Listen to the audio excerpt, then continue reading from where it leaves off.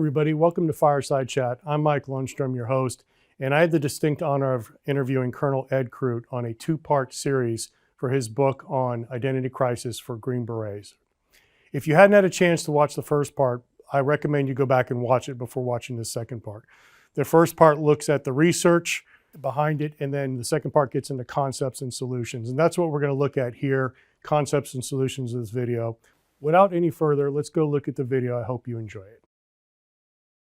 That brings me to my next question, because we walked a little bit in culture, we walked a little bit in identity, but with identity, you sort of describe archetypes. Mm-hmm. And for me, watching this coming from the GWOT era into the era that we're in now, almost, I don't know, there's a large percentage of the formation that is post 9/11 that have come in. And they came in seeing those posters, seeing news clips of Kill TV, if you will, and some other things, and they see a lot of direct action. And it's like, what did we recruit? Because now we have everybody in every flavor of service stacking up on doors. And that was kind of like the tactic du jour, if you will. So I ramble a little bit, but I just kind of want to get into how you describe those three types. The identities. The identities, yeah. Yeah, so I'll get the percentages close. So they're in the book, and I'm sure you can generalization is fine for here, yeah. But and remember, the questions that we asked, I'll just give you an example. You know, I think a good question that we asked, or one of the good questions in there, that was one of the big ones was, is it more important to you that you accomplish the mission alone as the ODA? So let's just say you capture an individual. Is it more important that you did it as a 12-person ODA or that your partner did it? Right? Your partner accomplished the mission. And I think that was a good one of many questions in there that could really start to get into those three identities. So that's just an example of one: importance of culture, importance of language, etc. The three identities. One, at about 25%-ish, is what I named direct action. And I would say that population, and this is nothing against them, those people and it's not to say that Green Berets don't need to be courageous, understand, how to clear the house or etc. But they very much spoke to way more important if I do it myself. Like, capturing or achieving the tactical objective is way more important than anything else. Vice the understanding that the ability to teach them how to fish, that they do when we leave, we work ourselves out of a job being the idea, was pretty absent in how that population group answered. I think in all fairness, it was what we were asking them to do at the time. Exactly. Not their fault. Yeah, it's not. Thank you for saying that. I don't want to put the blame on 100%. The teams at all. 100%. And thank you for reiterating that, because that is exactly how some people take that. Yeah. As if everything they did for 20 years was wrong or somehow of not value. That is absolutely not it. So that was kind of the direct action population, if you will. The second population, around the same, about 25%-ish, was what I ended up calling the legacy. Those individuals absolutely could answer the question like what we were supposed to be. Like, what are we exactly supposed to be?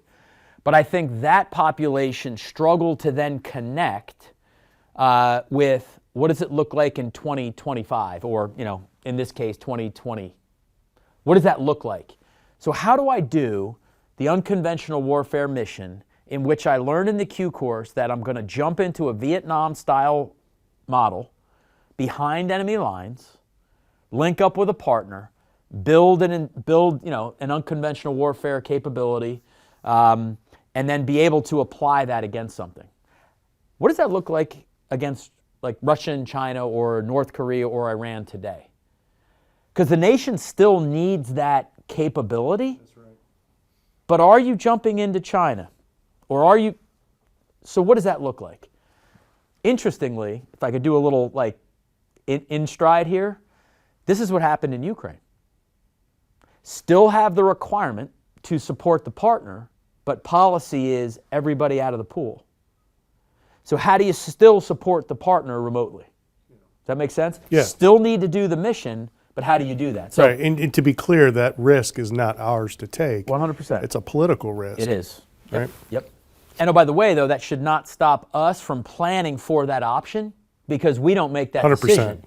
The person the leader that's gonna assume the risk to use that option or not needs to know that we have a fully trained, manned, and equipped and ready option. That's what we have to do. That's a little bit on the legacy. They were still like, yep, got it by the letter, but I don't understand what that looks like today. I'm in 10th group against Russia. I'm in 1st group against China. And then, and I think this is the positive part, is about 44 or 45% is what I call the modern identity. And they answered the survey questions and spoke, because I could tell who wrote in by name, by rank, where they were from. I could tell, what their answers were and then what they said. And that's not publishable. That's all part of the protected part of the research. Right. But I could go back and look at okay, exactly what they said here, what did that mean? And that was also kind of the reassuring alignment, if you will, of these, the names I put on them. But the modern identity, absolutely eyes wide open, understand who a Green Beret is supposed to be, what those capabilities and mission sets are, and then understood what that looks like today. And that, yes, there's still a requirement for irregular warfare, unconventional warfare today against these near peers. And so that's how the identity's laid out, if you will. And people don't like the word crisis. I kind of used identity crisis in the beginning because I was like, hey, that's the question that First SFC asked before. But I said, I think it is the right term if you have misalignment by definition of within your identity what you're supposed to be and what that culture or population is saying. And if there's some misalignment there, then it is by definition, and it's in the book that I used, that is the definition of identity crisis. So to me, the second and third order effect is it gets after readiness. Mm-hmm. Readiness can become a challenge if you're focused on the wrong things, right? And how you prepare down the road.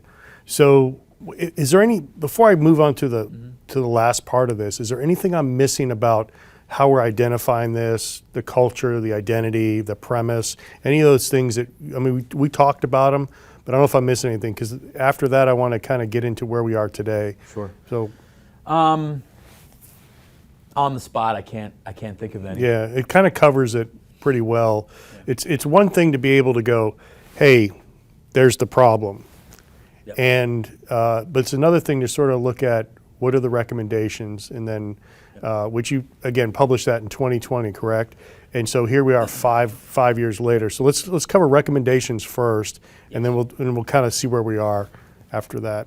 Okay, so kind of the first there was really two, and then I'm going to talk about two different general officers as well, and they happen to be the ones I asked to write the foreword and the afterword for the book 4.5 years later, very, very specifically, because I think they played pretty big roles in kind of this now bridge into what to do about it. So recommendation number one is, and I made up a little PowerPoint graphic to kind of describe it, and I was really trying to say, look, we need to make sure that we have alignment across, what is a Green Beret supposed to be, and then we need to have alignment from the attributes, how and what we recruit, to how we select them, to what we're training them to do, and then hand the baton from who recruits them to SWCC, then a positive handover of the baton to 1st Special Forces Command, who operationally employs them, and make sure we've got that kind of that alignment and vision that everybody understands. Right. So I called it a Northern Star in many other podcasts that I've done. We needed that kind of Northern Star. So with that recommendation, before I get into the second one, with that recommendation, Major General Brennan, who's now the deputy commander at AFRICOM, was the 1st Special Forces commander at the time. He wrote the foreword, right? He did. Yeah. And his deputy, who's now the J8 at SOCOM, General Marks, they said, hey, we see and understand a lot of this. Yeah, we agree with some, we don't agree with other. It's okay. It's the right question to ask critically of our organization. So come be the first Special Forces Command Chief of Staff, and let's help get this aligned. And if I'm not mistaken, and not to, I'll plug other service, but I think the Army War College podcast They did. Yep. brought in those two. They did. And it's out there still. If the audience watching this wants to see another angle on this, please go watch that. And I But put that link is in the back of the book. Okay. I think. I asked to have it Yeah, back there. I've seen it. It's really, really good. Yeah. And General Marks does a tremendous job at kind of breaking down what a Green Beret is in that. And this is the point where I'm like, look, please, I don't claim to have this all right, and I take all criticism. Like, it's okay. I'm just trying to have the courage to tee up the conversation. And so courageous leadership by them to say, okay, we agree with some, we don't agree with some, but as an organization, we should do the first recommendation, which is let's make sure we have alignment. And so General Brennan then ended up publishing a vision for 1st Special Forces Command, that was the intent. Create the Northern Star, and then he strongly encouraged, because of this generation and social media, built the Indigenous Approach podcast and told every one of his 22,000 members in his formation, here's my email address, and I want this conversation to be an enterprise conversation, right? About asking the critical question of ourselves and making sure we have that alignment. So that's just a positive example of what they tried to do with that. That was recommendation number 1, alignment. Recommendation number 2 was SOCOM. I don't think the Green Berets are alone. I think PSYOP, I think CA, I think the Marines and the SEAL, MARSOC and the SEALs and the AFSOC probably could take this body of work to ask the subcritical question ourselves of them. Now, 4.5 years on, I get at least 4 to 5 emails or texts a month still, 4.5 years later, about this. There's a huge number that are either other parts of SOCOM, other parts of DOD, CIA, FBI, all layers of leadership that come across this and are like, hey, I think we have something similar to that, and we want to use this approach of thinking to ask the hard questions, kind of about that. That was recommendation 2. And to the second general officer that I also asked to write in support of this is now Lieutenant General Frank Donovan, who's the SOCOM vice. So if people remember back at the exact time I was doing this research, he had the task from General Clark to do the look at the comprehensive review of SOCOM.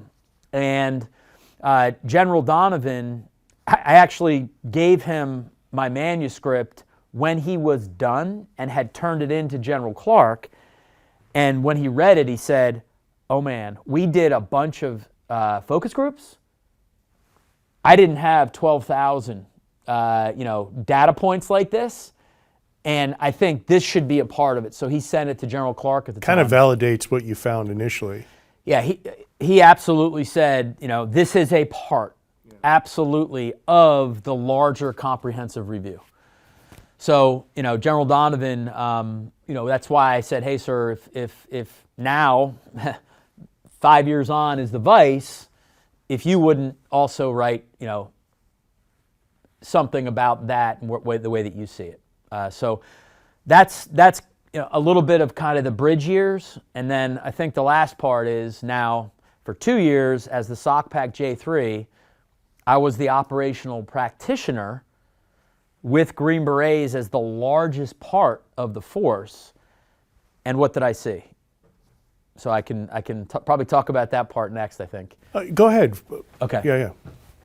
On a very, very positive note, I think that everybody generally, no matter which identity I said they were, I think they absolutely are understanding this more. So to get back to your point, like it's not like anybody did anything wrong, but back to Shine for a second, he will say that it takes about 7 years for an adult to watch different behavior in an environment be rewarded before you can start to change the identity and the ethic, right? And so now we are 2016 national security strategy that says pivot. It's 2025, 9 years later. You know, this has been my book or not, this has been a topic of conversation and evolution and what the GCCs have been asking for from the soft force. Like I said in the beginning, this has legs. Yep. It keeps coming around and around again because the discussion is still being had Yep. in offices, in the formation. Yep. But yeah. The positive is the Green Berets, really all the soft forces, came to the Indo-Pacific theater under Admiral Williams and Sergeant Major Zukowski, and like the operational approach that they had for the theater in preparation against the PRC. And everybody understood now, like, yes, this is different. There's a role here. It's about how to conduct operational preparation of the environment to prepare, to prevent, or to prepare for, conflict. So everybody understands that. However, not everybody understands, and I don't believe our entire system right now is set up perfectly to start to describe for them what that looks like in 2025, like in the contemporary environment. So if they've had a little bit of successful experience, they understand, but as an entire enterprise, what does that look like? And, if I could, this is no longer the book, but it's, what I think that looks like. Yeah, that's the last part of what I want to talk about is, hey, moving forward into the future, Yep. Hopefully people continue this discussion and research, but what does it look like moving forward? So I'm going to go back to the global war on terror for a second. Sure. And although we've had an irregular warfare definition that's changed a lot, I'll offer a Green Beret's opinion, and that in the global war on terror, what SOCOM, SOF, JSOU understood quickly by about 2009, 2010 was if we're in a conflict zone, right, and there's declared conflict, if you're in Afghanistan or Iraq, in the global war on terror, I have everything I need to achieve an effect. I've got the intel, I've got the authority and permission, I've got the capability, I've got the access and placement, I'm there, and I've got the relationship to achieve an effect based on that intelligence. Right.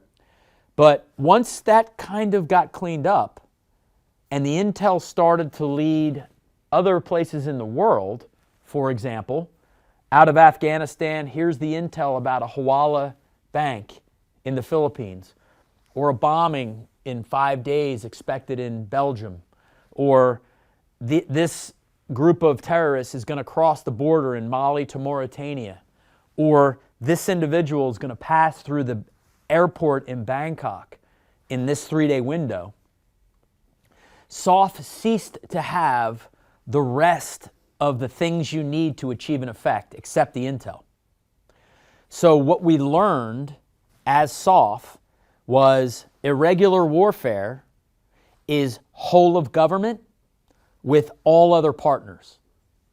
And so we created a place to convene everyone else, to bring the intel piece, bring everybody together, who's got the authority, the permission, the access and placement, the intel, to pull the team together to do something about that Hawala bank in the Philippines, right? That maybe the FBI or Treasury or the Filipino partner, or you name the interagency, whole of government, JIMC, Joint Interagency Intergovernmental Multinational Commercial Partner, whoever that is, understands and has what they need to achieve the effect about the common problem. If we didn't figure that out, we would not have achieved global effects in the global war on terror. They would have been isolated to the countries we were in. That's the value proposition of SOF. And what I propose is now apply that to the near peer. We are not in conflict, right? That's right. We think we're in phase 0, but our adversaries are actually in phase 2. they have been shaping. They have been seizing the initiative. And if we're back here in phase 0, still thinking we're there and not understanding what is happening, then we're falling short. And so SOF's value proposition now, irregular warfare with a pillar that's unconventional warfare, but is also stability operations. The importance of how to use the whole of government approach to impose cost, doubt, and belief by, with, and through partners to be able to either delay any decisions to act, or if they do, be ready for it. SOF uniquely really does understand that across DoD and the interagency. And so our SOF practitioners coming into the theater, our ability at the TSOC to kind of campaign what that looks like. Hey, here's the key partnerships. Here's the key operational preparation of the environment that we need to do, right? I'll give a very simple contemporary example. The Philippines on the Second Thomas Shoal have been, victimized by the PRC for years. It's probably not okay that the PRC is water cannoning their resupply ship to the Second Thomas Shoal and the boat that the Filipinos have on there, trying to prevent them from resupplying their own forces in their own territorial waters.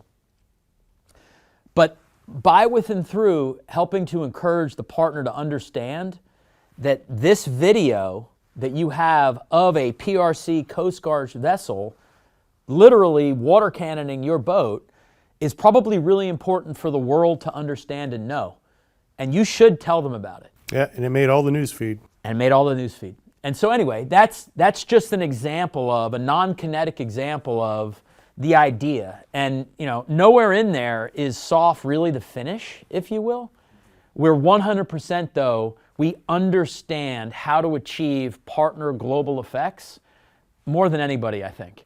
And that in 99% of the cases in the competition space, SOF is not the one that has the authority for the act, the legal, the diplomatic, the economic, the financial, the sharing of intel, That's the a very encouragement. fair point, yeah. We don't have that. That's right. But we do understand how to convene, bring everybody together, and look at it together to say, hey, here's all the different pieces that how it needs to come together. And then it enables diplomatic solutions and other USG areas to work through a more peaceful.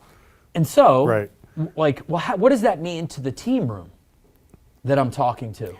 So, okay, so this is the TSOC part of this. Now, if you're the MARSOC team coming in to the Philippines, we would like you shoulder to shoulder with the Filipino partner, pointing to the unclassed video of the water cannoning with the encouragement of, let's get that to the U.S. Embassy and Filipino government, where the State Department and PAS, with the PSYOP team there, or the MISO team, understanding the value of, this is just truth-telling. This is unclassified information.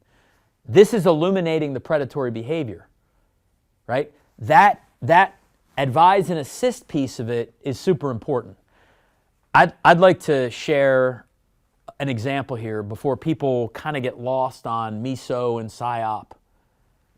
It's about information. In Ukraine, within about 2 months of the invasion, we had a partner come back to us at Fort Liberty and say, we could really use your help encouraging our Ukraine partners with this fact. They don't need to lie. It is crystal clear the Russian predatory behavior of the Ukrainians. If in an ambush they kill 5 people, say that you killed 5 people. Don't say you killed 50. Because that gives the Russian internet sleuths everything they need to discredit you in the information space. You don't have to do anything more against these adversaries than illuminate their predatory behavior. Let the world decide. And that is such an important point to understand about information in the competition space. and the role and the understanding that I think is one of SOF's value propositions. It's an amazing point you made there. We are at the end of time here. I'm going to ask you one more question. Sure. You're talking to the E8 team sergeant, talking to the O3 team lead, and you're just going to give them one piece of advice to help get the identity and alignment in the team room. What would you tell them in a couple of short words? Remember those 4 to 5 emails I get a month right. and have? You've telling them already. Many of them. No. Actually, many of them come from the team room. Yeah, that's and it's usually that captain or the 18 for SF, the 18 Fox, maybe the team sergeant, maybe the warrant, who has said, "Hey, sir, we were really struggling with this conversation in our team room.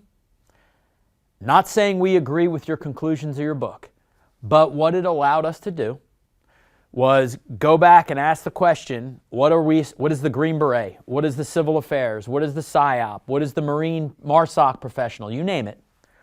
What am I supposed to be?